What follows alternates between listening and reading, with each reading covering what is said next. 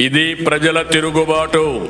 ప్రజలు గాని కండెర్ర చేస్తే మీ ఊర్లోనే మీకు పుట్టుగతులుండవు. ఈ విషయం మీరు గుర్తుపెట్టుకోండి. తెలుగుదేశం పార్టీ లేకుండా చేస్తాడంట. నిన్ను పుట్టించిన దేవుడు వల్ల కూడా కాదు. కబద్దార్, జాగ్రత్తగా ఉండమని హెచ్చరిస్తున్నా.